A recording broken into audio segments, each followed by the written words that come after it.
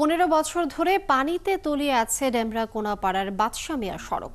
কোনো ড্রেনেজ ব্যবস্থা না রেখে রাস্তা তৈরির কারণে জলজটের ভোগান্তিতে নাকাল হচ্ছে এলাকাবাসী।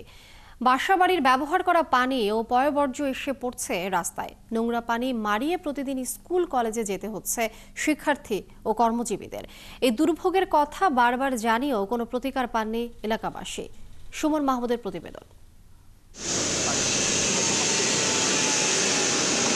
পুকুর কিংবা খাল নয়, এই দৃশ্য ঢাকা দক্ষিণ সিটি কর্পোরেশনের ৬৬ নম্বর ওয়ার্ডের ডেমরা-কোনাপাড়া বাদশা মিয়া সড়কের। 15 বছরেরও বেশি সময় ধরে এমন জলজটে বন্দী এখানকার বাসিন্দারা। মাঠের অলরাউন্ডার আমি, আর ঘরের all rounder Tilex. Tilex toilet cleaner, clean মানেই টাইলক্স।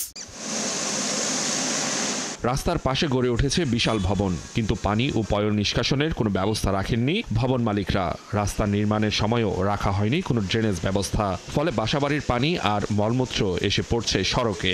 12 মাস এই পানি থাকে, আর এখানে যে স্কুলের পোলা পানি আসে, যেভাবে অ্যাক্সিডেন্ট হয়, মানে এমনও দিন নাই 2-1টা অ্যাক্সিডেন্ট না হয়। এই এলাকার প্রত্যেকটা বাড়ির সুয়ারেজ লাইনগুলি হচ্ছে এই রাস্তার উপরে দেয়া, এবং এইখানে অগণিত মানুষের যাতায়াত। এখানে কোনো ড্রেন নাই, ভালো সুব্যবস্থা নাই, যার জন্য এই পানিগুলো সরার কোনো ব্যবস্থাই নেই। ড্রেনগুলো যদি করা হয় অতি শীঘ্রভাবে, সেই ক্ষেত্রে আমাদের এই বাথরুমের পানি আর পারাইতে হবে না। প্রতিনিয়ত ঘটছে দুর্ঘটনা, আহত হচ্ছেন স্কুলগামী শিক্ষার্থী ও সাধারণ মানুষ।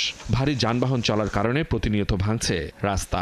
যে লেভেলের পানি, মানে ময়লা দুর্গন্ধ, রাত্রে যদি ঘুমিয়েও থাকি বাসায়, এই গন্ধটা নাকে যায় বাসে। নিউ টাউন হিসাবে এখানে যেভাবে নাম দেওয়া হয়েছে, কিন্তু রাস্তার কোনো উন্নয়নের ছোঁয়া এখানে দেখতেছি না। সবসময় ওরা গাড়ি থেকে রিক্সা থেকে মানে অ্যাক্সিডেন্ট করতেছে, ড্রেনে পড়তেছে। স্কুলে যাতায়াতের জন্য এই রাস্তাটা খুবই উপযোগী একটা রাস্তা, কিন্তু এই রাস্তা যদি এই অবস্থা থাকে, সাধারণ মানুষের সমস্যা, স্কুলে আসা যাওয়া করতেও সমস্যা হয়। সালার ভিজে যায়, জুতা ভিজে যায়, ময়লা পানি চুলকায়, পর আবার কষ্ট হয় যাইতে, বাচ্চাকে কোলে নিতে হয়, অনেক সমস্যা আছে এখানে স্কুলে। এলাকার মানুষ অতিষ্ঠ হয়ে স্থানীয়ভাবে ড্রেন তৈরি করলেও অর্থের অভাবে সেটি রক্ষণাবেক্ষণ হচ্ছে না।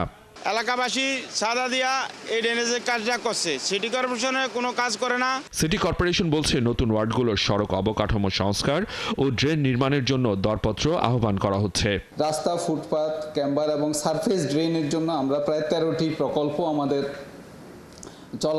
চলমানের ভিতরে আমি বলতে পারি যে 4টা অলরেডি আমরা দরপত্র দিয়ে কার্যাদেশ দিয়ে দেওয়া হয়েছে, তারা মাঠ পর্যায়ে সে কার্যক্রমগুলো চলছে, এবং এর পাশাপাশি আরও 9টি দরপত্র আমাদের কার্যক্রম আছে। আমরা আশা করছি যে একাধিকবার দরপত্র আহ্বান করলেও আমরা সেই কাজটি করে ফেলতে পারব। আর কোনো প্রতিশ্রুতি নয়, এবার কাজ দেখতে চাইছেন এলাকাবাসী।